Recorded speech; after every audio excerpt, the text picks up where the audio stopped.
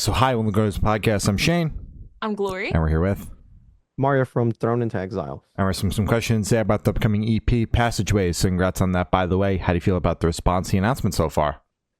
The response has been great. I'm super stoked to finally put this out. Initially, the idea of what this was supposed to be like a stream of standalone singles, but just everything felt right, and the way the music was coming and just like the atmosphere around these songs, it should have just like let's just do this as an EP.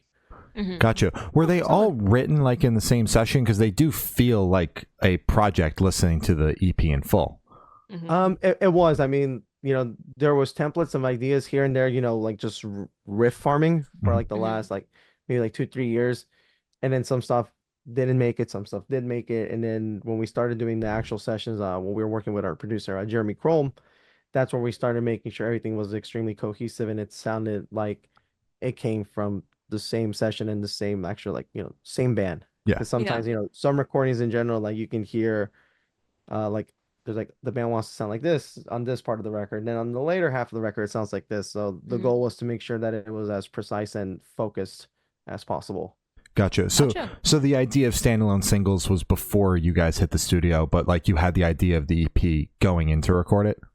I think the idea of the EP happened maybe like I want to say maybe 2-3 songs in, and it was just more based on what the lyrical content of the EP itself is, and I guess like the atmosphere and the actual like meaning behind these songs musically as well, that it just made sense that like let's just make this as this EP what it is, and that way it serves what the state of mind or the mindset was during this recording, and that way it's good way to, I don't want to say laying it to rest, but you're kind of just encapsulating everything in that EP, and then you move on to your next I guess vision on the musical landscape. Gotcha. That makes sense. Well, the EP fucking rips, dude. Yes. Shout out the Forsaken for real. Like, goddamn.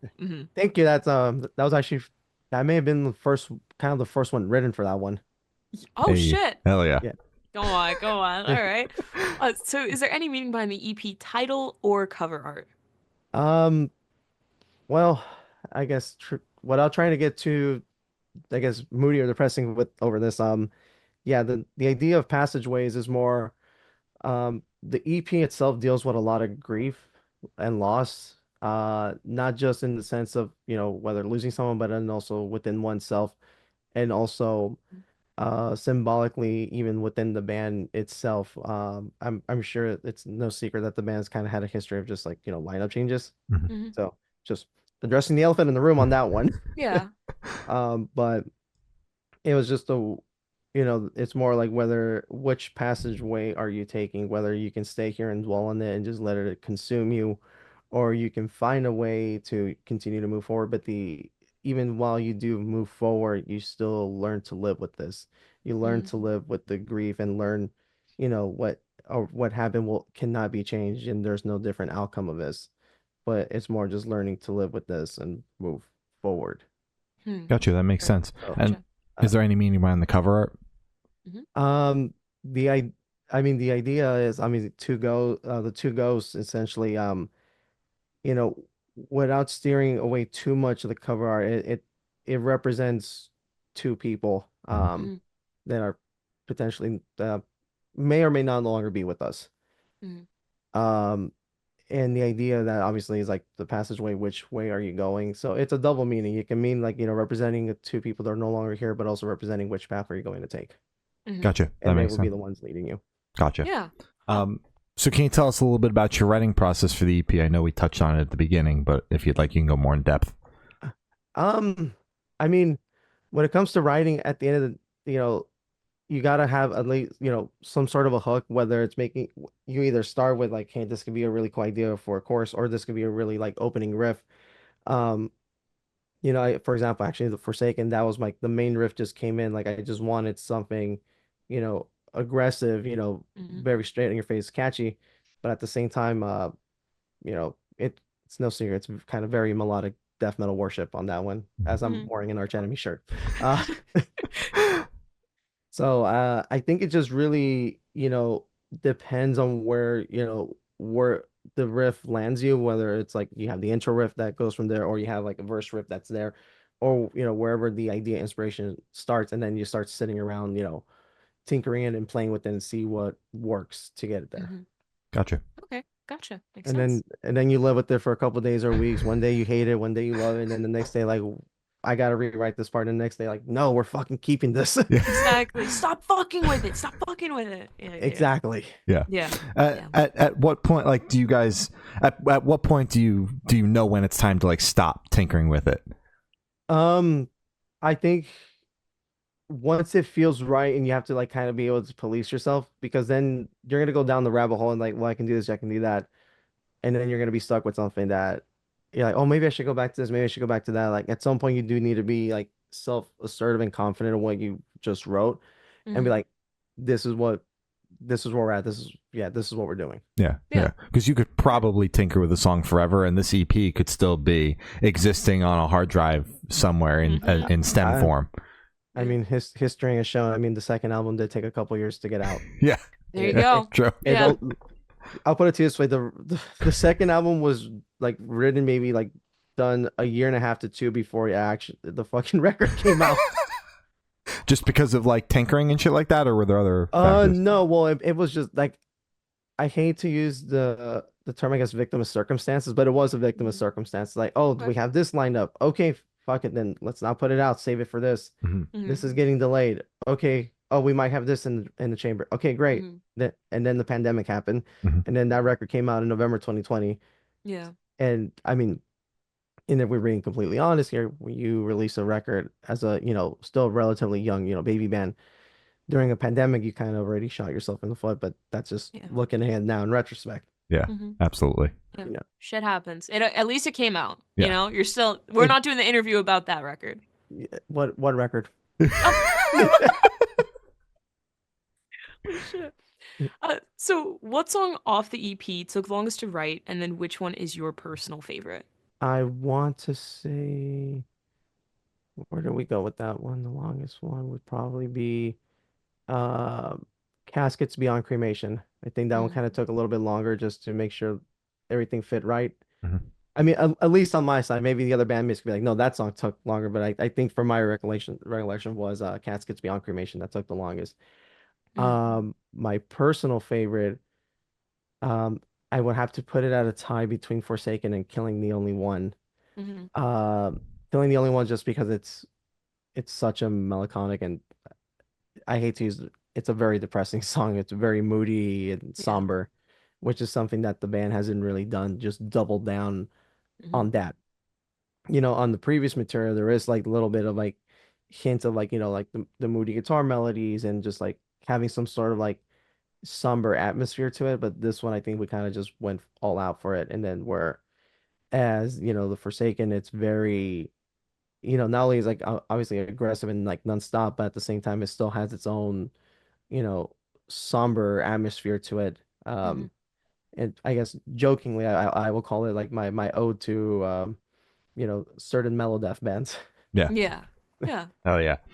So for this question, I want you to pick your favorite lyric or instrumental part off the EP and tell us the meaning behind it. Um, Instrumental, I Mm-hmm. would probably say maybe the bridge to Killing the Only One, just because the build up to that, it just doubles down into this, I guess black hole, if you want to call it that. Mhm. Mm-hmm. Um, and then once the music video is out for it, you'll see why it makes so much sense. Uh, Not only that, because it goes into this like, very emotional lead part, but then it goes into a dual, harmonized lead part. Then it goes into this big bridge, and it just really circles everything, brings it all together into Mm-hmm. this big gust of like, just makes that last chorus sound more impactful, more emotional per se. Mm-hmm. Yeah. Oh yeah. So would you be able to tell us where your headspace is at while you're creating this EP? Um, my headspace with this musically is more just trying to capture what, certain minds, state of minds and mindsets that a person may be at that time. Mhm. Mm-hmm. And like I mentioned, a lot of this stuff was written in a, uh, I hate to use the word roller coaster of emotions, but I guess it could be a roller coaster emotion where there's a lot of frustration, uh, you know, internally and frustration with, certain aspects, like I guess like the not the outside world, but more like the outside world that is kind of directly affecting you. Mm-hmm. And, but most importantly was more the idea of, a loss, grief, and the reality of life. And Mm-hmm. as you get older, sadly start to realize that, you know, the people around you will not be around you for much longer. Mm-hmm. And the reality that that will become more of a normal occurrence as we all get older. Mm-hmm. Mm-hmm. Um, of course, you can look and be like, "Oh, tough shit. That's just the reality of life," which it is. But at the same time, there's just, you have to take a step back and just look at, essentially just the reality of life and Mm-hmm. I guess, the dark side of humanity of it all, including that.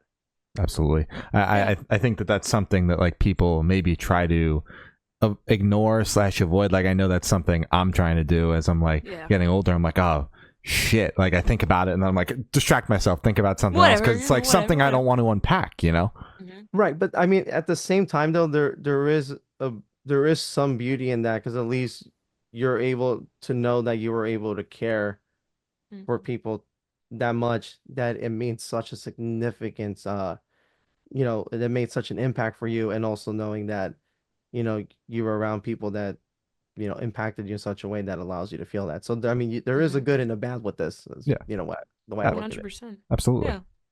Yeah. So how do you recommend your fans to listen to CP for the first time? Should do in the car with friends, in the dark with headphones on? Is work at EP, party EP? What do you personally recommend? Um, Honestly, I think, any scenario is a good scenario, but I think if you want to get a proper understanding of what's up, maybe just listen to it alone. Uh-huh. Mm-hmm. Yeah. Alone. And like listen to it alone. Like we definitely made it a point to make sure that the track listing was done in a way where you're taking it as a ride. Mm-hmm. And, I'm sure by the time this is out, like the EP will be on that. Like that's the reason why, the EP ends with killing the only one, Mm-hmm. because it just ends on that extremely somber note. Yeah. Yeah. And it just leaves the room more like, at least the way I see it, was very like climatic how it just ends. Yeah. Yeah. Absolutely. For sure. 100%.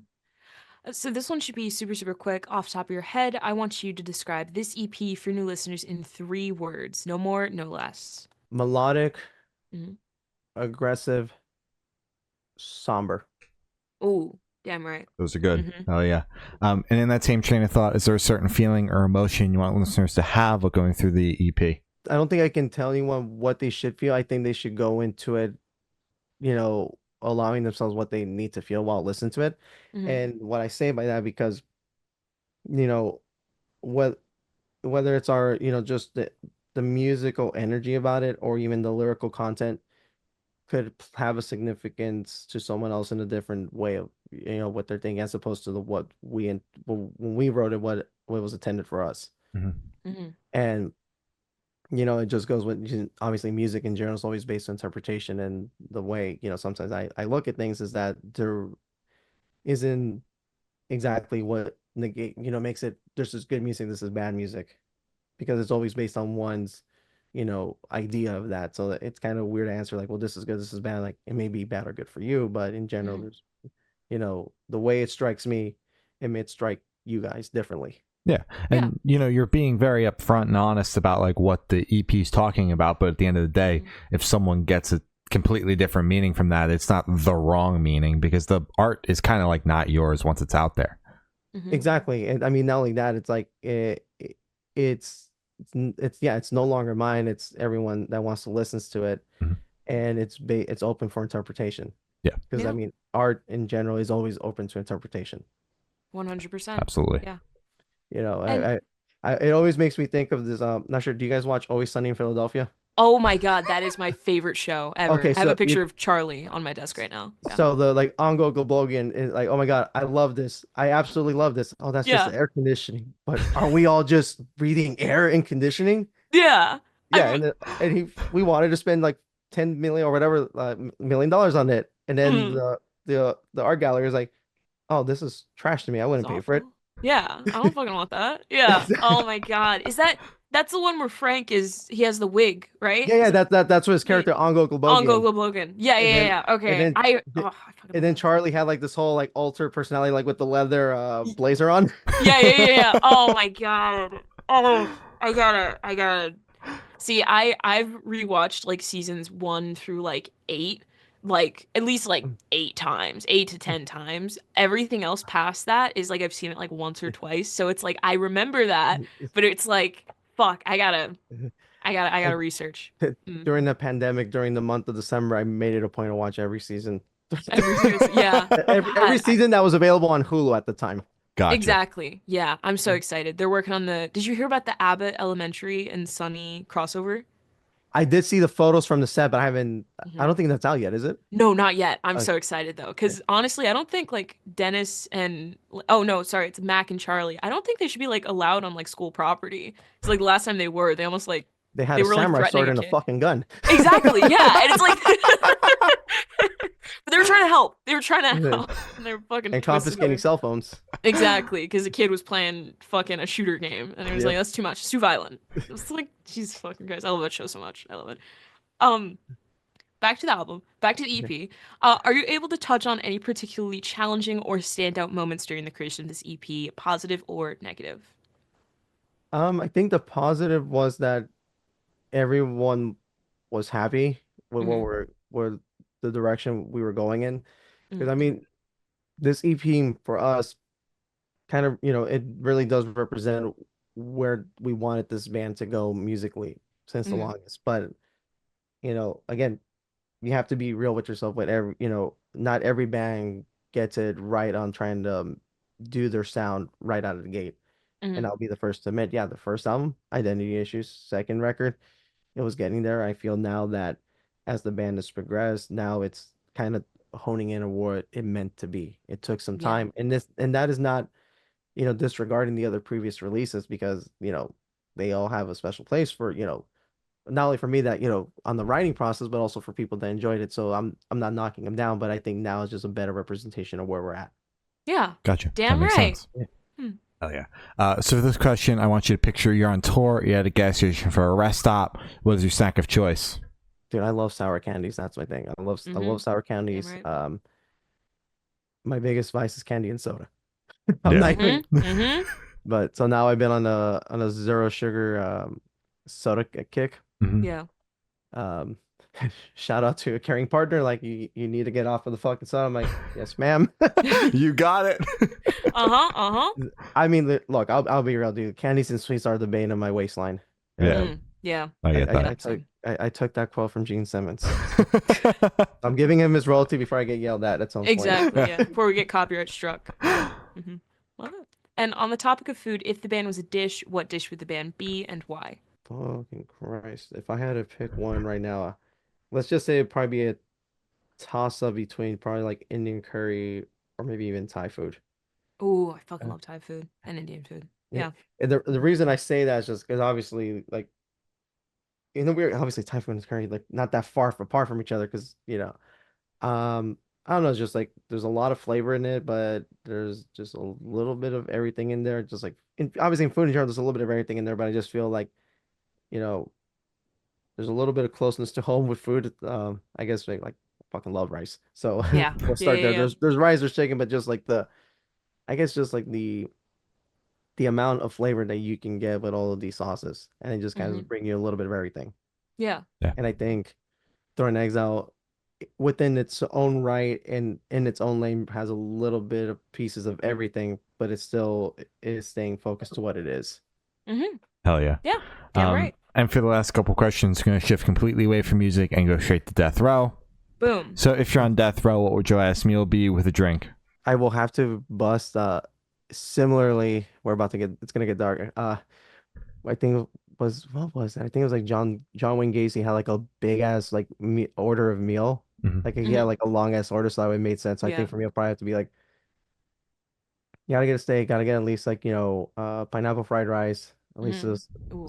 a little small side order of like chicken tikka masala. Mm-hmm. And I guess since we're there at that point, just wash it down with a vanilla Coke. There you Yeah. go. I mean, fuck it. Right? Exactly. Yeah. Dinner of Mm-hmm. champions. I mean, at that Damn point, I'm right. not gonna. I'm like the calories are not gonna, or the sodium for that matter, is not gonna matter anyway. So what the No, fuck? Yeah. not at all. Not I'm at not all. count. I'm not counting macros at that point. No, too far gone. No. Yeah. And if you could live in one fictional world for a week, where would you live? I'll probably. I think off the top of my head, I'll probably go with probably like something between like I don't know, Animal Crossing or Mario RPG. There you Yeah, go. exactly. The safer side. Yeah, yeah. No, just peaceful. I'm like, oh, there's not chaos. The Exactly. end. There's like, there's no emails to answer to. There's no text messages. I'm like, all right, cool. I can Yeah, breathe a hell minute. yeah. Exactly. I'm like, Breathe, breathe. I can hang out with my chihuahuas. This is great. This is awesome. Yeah, yeah. Hell yeah. And I've done asking the last question. Every single person that we've spoken to have said that it is the most important question. What's your favorite color? Aside from the obvious black, these days I find myself loving like a very like deep, dark shade of purple. Ooh. That's good. Yeah, big fan of purple. Oh, yeah. Mm-hmm. So, as I said, that's all the questions we have today. Is there anything that you would like to plug? Um, let's see. Well, Thrown Into Exile is doing a free show on November 17th for the Passageways EP release show. Like I mentioned, it's free at 1720. After that, on December 3rd, we are actually supporting Arch Enemy in Tijuana, Mexico. Oh, Oh, yeah. fuck yeah. And then December 12th and 13th, we are supporting God Forbid on the Gone Forever anniversary shows in California. So we'll do Sacramento and Los Angeles with them. Oh, yeah. That's fuck awesome. yeah. All right. Well, thank you for now. It's been Mario from Thrown Into Exile, and we have been the Good Noise Podcast.